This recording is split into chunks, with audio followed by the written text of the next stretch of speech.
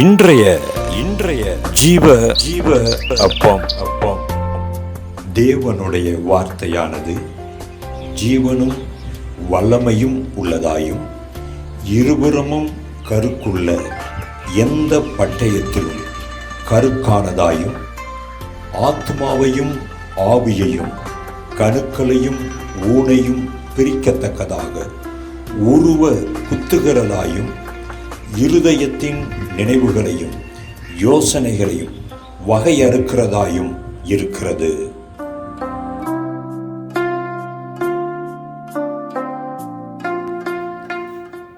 தேவனுக்கு மகிமையாக, தேவனுக்கு சாட்சியாக வாழும்படியான கிருபையினால் நம்மை நிரப்பி நடத்துவாராக. இன்றைய நாள் ஜீவாப்பத்திற்கு எபிரேயர் 11ஆம் அதிகாரம் முதல் 6 வசனங்களை நாம் தியானத்திற்கு எடுத்துக்கொள்ளலாம்.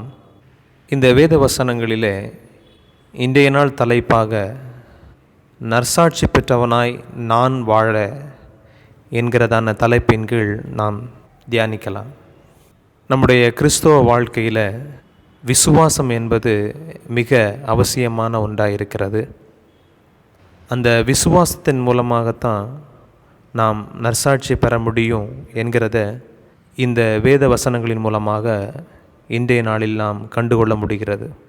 குறிப்பாக எபிரேயர் 11ஆம் அதிகாரம் 2வது வசனம், அதனாலே முன்னோர்கள் நற்சாட்சி பெற்றார்கள் என்று அங்கு எழுதப்பட்டிருக்கிறது. எதினாலே? விசுவாசத்தினாலே முன்னோர்கள் நற்சாட்சி பெற்றார்கள் என்று நாம் எடுத்துக்கொள்ளலாம். இந்த நற்சாட்சி பெறுவதிலே அவர்கள் எப்படியாக விளங்க முடிந்தது? நற்சாட்சி என்று சொன்னால் நமக்கு முன்னோடியாக, உதாரணமாக, எடுத்துக்காட்டாக இப்படி சொல்வதைத்தான் நாம் எடுத்துக்கொள்வோம்.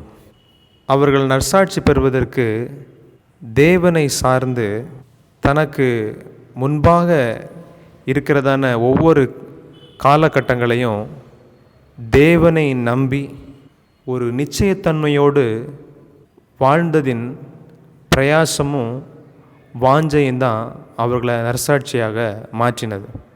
ஆனால் நம்முடைய இன்றைய காலகட்டங்களில் நாம் எப்படிப்பட்டவர்களாய் வாழ்ந்து கொண்டிருக்கிறோம்? தேவனுக்கு பிரியமான நற்சாட்சி உள்ளவர்களாய் வாழணும் அப்படின்னு நாம் நினைத்தோம்.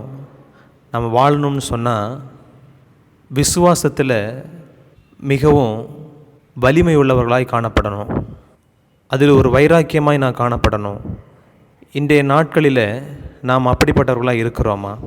தேவனுக்கு நற்சாட்சியை நாம் வாழணும் அப்படின்னா எந்தெந்த செயல்பாடுகளில், எந்தெந்த கிரியைகளில் தேவன் என்னுடைய வாழ்க்கையில் அவர் இருக்கிறார் என்றும் அவர் என்னுடைய வாழ்க்கையில் எல்லாவற்றிலும் செயல்படுவார் என்கிறதான ஒரு நம்பிக்கையும் நிச்சயத்தன்மையும் உறுதியும் நமக்குள்ளே காணப்படணும்.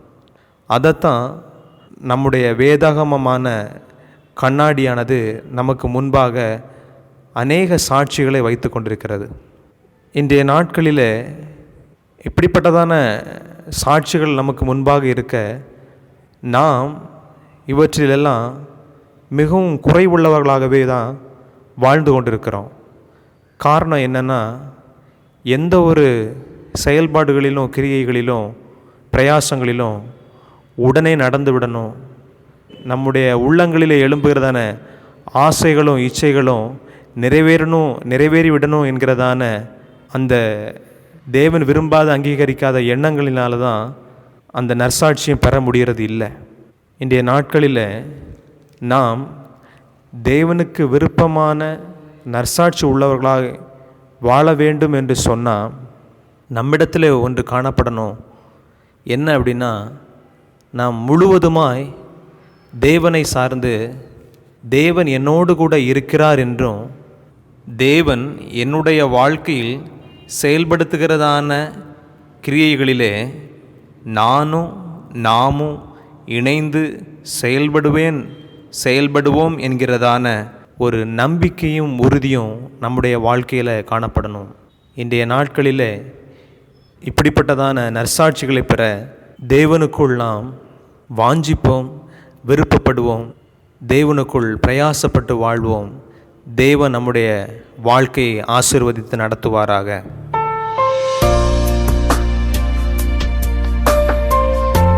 நான் நற்சாட்சியாய் வாழ வேண்டுமானால் தேவனை உறுதியாய் பற்றி கொள்ளவும் அவரால் நன்மை அடைவேன் என்று நிச்சயித்து வாழும் பொழுது நான் நற்சாட்சி பெறுவேன்.